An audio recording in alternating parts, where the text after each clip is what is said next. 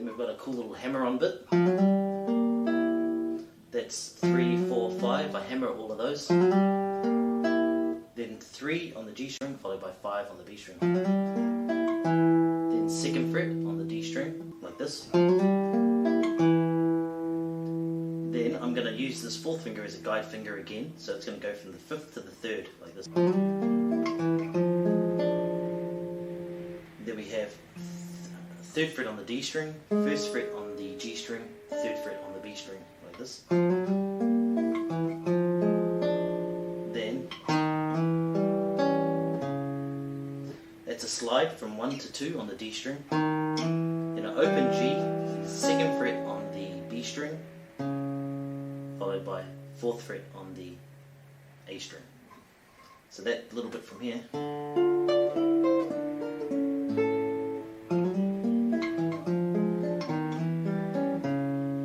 The next part, I want to let you know that I have a great course for beginner players that are struggling with things like sore fingers, changing chords, lack of motivation, theory and music reading challenges, counting and staying in time with music, and much, much more. I've been through all that myself, and so have many of the thousands of students that I have taught personally in groups and online over the past 30 years as a teacher and performer. 30 years. Whew. I know what it's like to have sore fingers, miss notes, play a chord and wonder why it sounds as if your guitar is broken. The Essentials Primer for Beginners addresses all of those things and provides solid advice gathered from my years of playing, teaching and sharing stages with many incredible musicians in New Zealand and around the world. With more than 180 professionally recorded video lessons, a course ebook, quizzes and checklists to assess and challenge your progress, this course can get you serious results and transform the way you play and approach learning guitar and music. As you travel through the course, your character will level up from snivelling beginner underling to a shining golden exemplar that wields control over the basic fundamentals of guitar wizardry with impunity. Click the link here or in the description to access all of the first module's incredible lessons, quizzes, checklist and coursebook absolutely free. The next part, we have an open D, followed by 3rd fret on the B string, then 2nd fret on the G string. Then, which is open, then 1st fret on the A string, and then those same notes again, like this. Followed by an open A, and then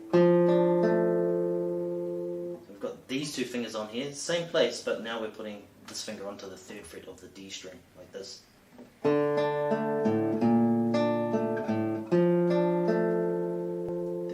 Open A and then 3rd fret on the D string, then 1st fret on the A string, then 2nd fret on the G string, then open A, like this.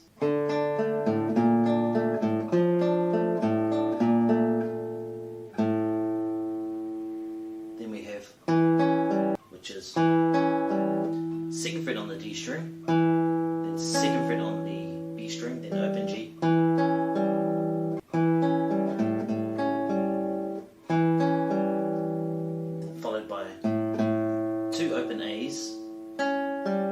And then 2nd fret on the B string, and open G again. So you've got.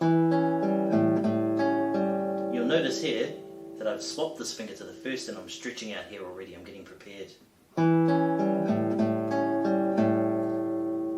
So after that we do A again. Then half bar at the 2nd fret. We have 5th fret on the D string, then 2, 2 from the B to the G string. Then, which is the same pattern, open A, then 2nd fret on the B string, followed by 1st fret on the A string, then open G, then open A. Okay, so we have this from here.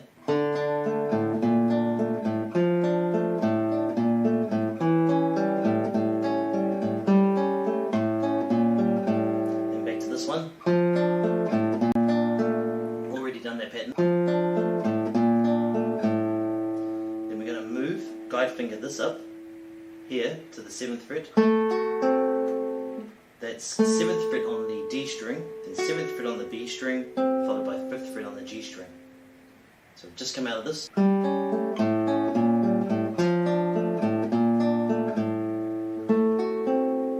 Then,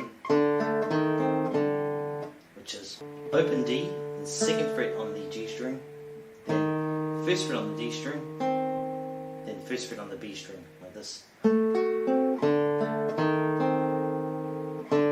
Open D, followed by open G, open D, then 1st fret on the A string, then 2, 3, like that. I like to give it a little bit of vibrato there. Okay, so I'm going to do that section again.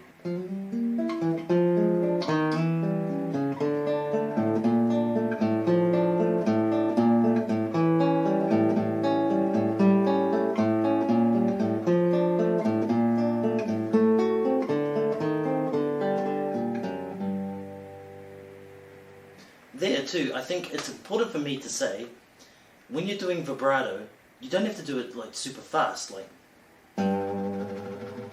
or,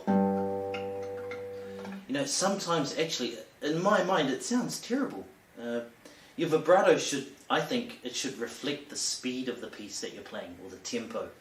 So there, like, mine's quite casual. Like a lot of guitarists out there, they just get used to doing vibrato at one speed, like, and it's usually quick. You can relax a little bit on your vibrato. I like sort of actually changing the pitch on mine there. I don't know why. It's just something that I like to do. Like that. You could do the sideways vibrato, which is the more classical type of vibrato. Anyway, so we've done that, and then we've got the final little bit. So here, once again, it's sequential planting. This is very much like that D minor chord at the beginning, except this finger, strangely enough, is on the 8th fret of the G string. Just come out of here.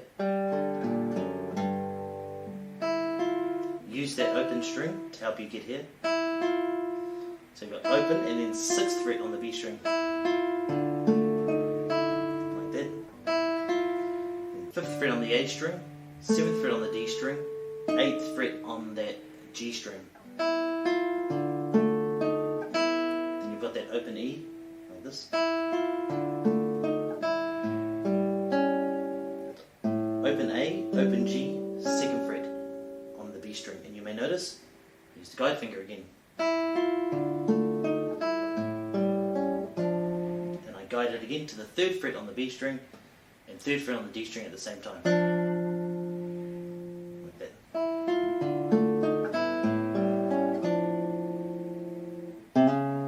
Then you're going to do a quick hammer from 3 to 4 on the A string, like that. And then it's back to the beginning. Alright, I usually don't get into too much detail like on really how to perform a piece. You know, like there's just playing them, and I sort of rush through when I teach you guys because I just want you to know the notes and find your own path as to how you're going to interpret the piece. But this time, I'm going to take a little bit longer and just explain what I would probably do playing it the second time around. Because, you know, we're repeating now after this, the little hammer goes back to the start and you play exactly the same. Now, I've seen Jorge Cardoso play this piece, and what he does is something pretty cool. He keeps it kind of the same.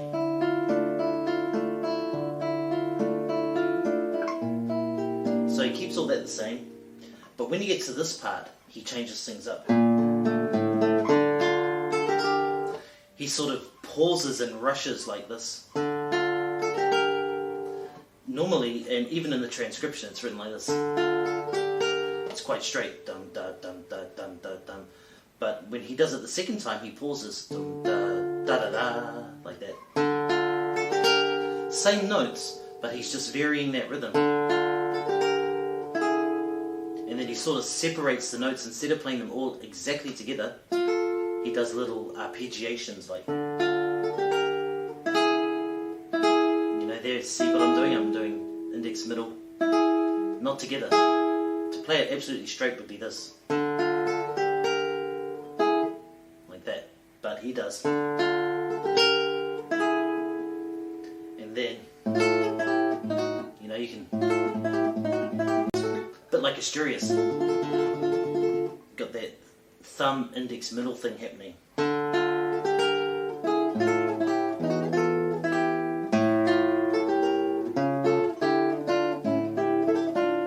What I do too, and he does it, but I just put my own ones in, but he puts some little, which is you play a lower note, and then you play an upper auxiliary, and then back to the lower note, like that. If I went overboard, it would sound like this. Something like that, you know, I'm just sort of mucking around there, but you get the idea, I hope.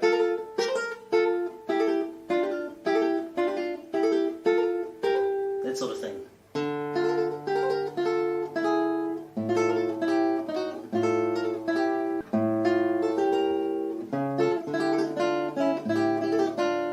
You know, the permutations are kind of endless, but that's something I found was really, really cool that he did.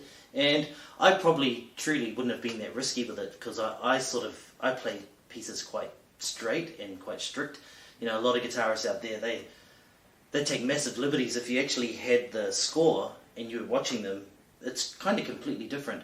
And if it's done well, it's amazing. You know, those professional guitarists, they're professionals for a reason. Guys like Julian Bream, you know, if you look at the score, it's kind of like nothing like what he's actually playing. The notes are all there, but his rhythm and, you know, what he's doing, it's different, you know. And that just comes around with studying music, you know, listening to a lot of other people play, and of course adding your own spicy element in there, you know, so it becomes your own piece. Thank you very much. That's the end of the tutorial. Cheers, and as you know, let your fingers fly.